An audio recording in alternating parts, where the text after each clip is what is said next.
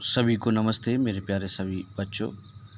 आज मैं इलेक्ट्रोस्टैटिक्स का चैप्टर दूसरा इलेक्ट्रिक फील्ड आपको पढ़ाने जा रहा हूं और आप बड़े मन से और बड़े धैर्य के साथ, बड़ी कोशिशों के साथ पढ़ाई कर रहे हैं। घर पर बैठे बैठे ही मेरे ना होते हुए भी आपको ये अनुभव हो रहा होगा कि हम क्लास में ही पढ़ रहे हैं, स्कूल में ही पढ़ रहे हैं।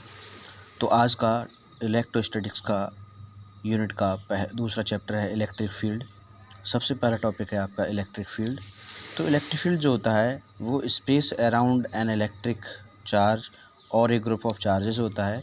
इसके अंदर कोई भी दूसरा charge experiences a force of attraction और repulsion is called the electric field. देखिएगा वास्तव में क्या है कि ग्रुप ऑफ चार्जेस या एनी ऑफ चार्जेस के चारों ओर दूसरा कोई अनदर चार्ज आकर के रिपल्सन या अट्रैक्शन रिप्रेजेंट करता है तो उस स्पेस को हम इलेक्ट्रिक फील्ड कहते हैं। यानी एक व्यक्ति है और उसके आसपास कोई दूसरा व्यक्ति है, तो दूसरा व्यक्ति पहले व्यक्ति पर जितने स्पेस में उसके चारों ओर जितना अपना प्रभाव डालता है फोर्स ऑफ अट्रैक्शन या रिपल्सन का, उस पूरे स्पेस को हम इलेक्ट्रिक फील्ड कहेंगे। ऐसे यहाँ पर है कि कोई ग्रुप ऑफ चार्जेज है या कोई सिंगल चार्ज है, वहाँ पर कोई अनदर चार्ज है, वो इक्वल सेम नेचर का है या अपोजिट नेचर का है, तो वो उस पर या तो अट्रैक्शन लगाएगा या रिपल्सन लगाएगा, अट्रैक्शन लगाएगा या रिपल्सन लगाएगा। तो जो जितने स्पेस में अट्रैक्शन रिपल्सन लगाएगा उस स्पेस को हम इलेक्ट्रिक फील्ड कहते हैं। Source charge, the charge Q which is produce the electric field इस कॉल्ड द सोर्स चार्ज। यानी जिस चार्ज की वजह से इलेक्ट्रिक फील्ड प्रोड्यूस होता है उस चार्ज को हम सोर्स चार्ज कहते हैं। Test charge, the charge Q0 which test the effect of source charge is called the test charge. कई बच्चों ने कल भी पूछा था मुझसे कि भाई टेस्ट चार्ज क्या होता है सर, Q0 क्या होता है। तो ये टेस्ट चार्ज वो चार्ज होता है जो सोर्स चार्ज को प्रभावित करता है, लेकिन इसकी मैग्नीट्यूड वैल्यू 1 होती है। इलेक्ट्रिक फील्ड इंटेंसिटी, अगला टॉपिक है आपका electric field intensity. The electric field intensity at any point in the electric field is the force experienced by unit positive charge placed at that point is called electric field intensity। यानी किसी भी electric field में किसी भी point पर जितना force experiences होता है पर यूनिट चार्ज के द्वारा, उस पॉइंट पर उसे हम इलेक्ट्रिक फील्ड इंटेंसिटी कहते हैं। It means E=F/Q0। तो ये वेक्टर क्वांटिटी होती है, इसकी डायरेक्शन वही होती है जो डायरेक्शन फोर्स की होती है। इलेक्ट्रिक इंटेंसिटी की डायरेक्शन वही होती है जो डायरेक्शन फोर्स की होती है। इसकी जो SI यूनिट होती है इलेक्ट्रिक फील्ड इंटेंसिटी की, वो न्यूटन पर कूलाम होती है। फोर्स की न्यूटन और चार्ज की कूलाम, तो न्यूटन पर कूलाम होती है। और अनदर यूनिट और निकालते हैं जिसे हम ड्राइव यूनिट कहते हैं, बोल्ट पर मीटर। तो ऐसी फिजिकल क्वांटिटी जिसकी यूनिट बोल्ट पर मीटर होती है, तो वो आपकी है इलेक्ट्रिक फील्ड इंटेंसिटी। और आगे हम स्टडी करते हैं बेटा, इसका डायमेंशन क्या होता है। M1 L1 T-3 A-1 इसका डायमेंशन निकाला जा सकता है। उसके बाद हम स्टडी करते हैं electric lines of force.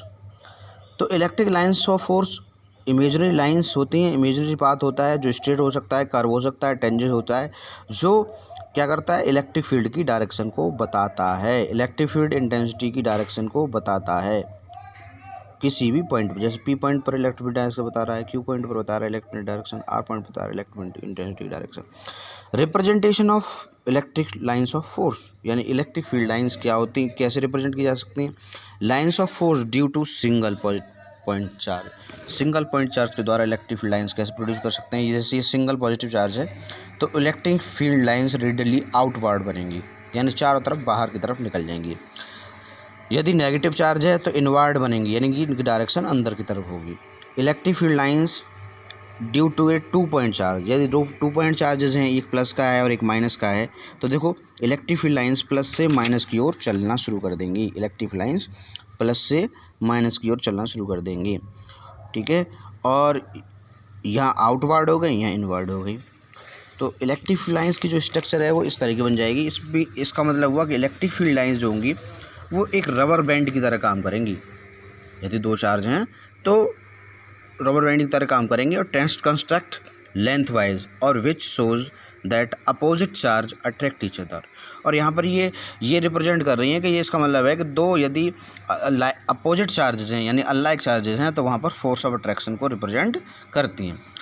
Electric lines of force due to two equal positive point charge, यानी इक्वल नेगेटिव पॉइंट चार्ज हो या पॉजिटिव पॉइंट चार्ज हो। यदि पॉजिटिव पॉइंट चार्ज हैं तो इनमें रिपल्सन रिप्रेजेंट हो रहा है। और देखो ये सारी की सारी इलेक्ट्रिक फील्ड लाइन्स जो हैं आउटवर्ड रिप्रेजेंट की गई हैं। यदि नेगेटिव चार्ज होते तो इनवर्ड रिप्रेजेंट की जाती, लेकिन होता रिपल्सन ही। तो ये एक्सर्टेड लेटरल प्रेशर इस साइडवे प्रेशर, यानी कि बाहर की तरफ प्रेशर, ठीक है। तो इस तरह से रिप्रेजेंट किया, माइनस में होती तब भी ऐसा ही होता, ठीक है। Properties of electric lines of force. Electric lines of force की कुछ प्रॉपर्टीज़ होती हैं। क्या प्रॉपर्टीज़ हैं?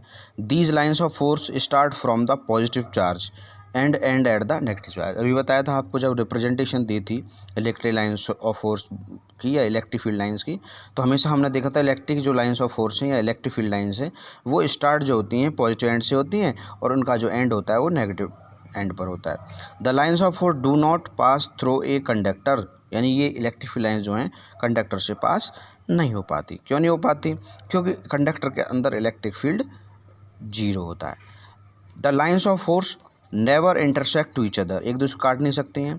The electric lines of force are closer where electric field is stronger and the electric spread out where the electric field is weaker, यानी जब दूर होती हैं तो इलेक्ट्रिक फील्ड वीकर होता है और जब नज़दीक होती हैं तो स्ट्रोंगर होता है। द लाइन्स ऑफ फोर्स ऑर्गेनेट और terminate always at right angle at the surface of charge, यानी सरफेस ऑफ चार्ज पर हमेशा ऑर्गेनेट जो होती हैं और टर्मिनेट होती हैं। ऑर्गेनेट का मतलब स्टार्ट होना और टर्मिनेट का मतलब एंड होना, ख़त्म होना, वो हमेशा सरफेस ऑफ चार्ज से राइट एंगल पर होती हैं। The lines of force contract longitudinally यानी length wise which represent attraction between the two unlike charges. यदि अभी आपको दिखाया था कि जब दो अनलाइक चार्जेस होते हैं तो उनमें अट्रैक्शन को रिप्रेजेंट करती हैं ये। और अगला प्रॉपर्टी है कि these lines of force exert a lateral pressure यानी साइडवे प्रेशर, और ये रिपल्सन को रिप्रेजेंट करती हैं। These field lines of force do not may close loop, ये क्लोज लूप नहीं बनाती। These field lines can pass through the insulator और डायलैक्ट्रिक्स, इंसुलेटर और डायलैक्ट्रिक्स से गुजर जाती हैं। The number of lines per unit cross sectional area is proportional to the magnitude of the intensity of electric field, ठीक है। The lines of force may be in the form of open और close curved. The equidistant electric lines of force represent uniform electric field while the electric lines of force at different separations represent non uniform electric field. देखो non uniform electric field है और ये uniform electric field है। Thank you very much, आज के लिए इतना ही काफ़ी। करते रहिए और मस्त रहिए। धन्यवाद।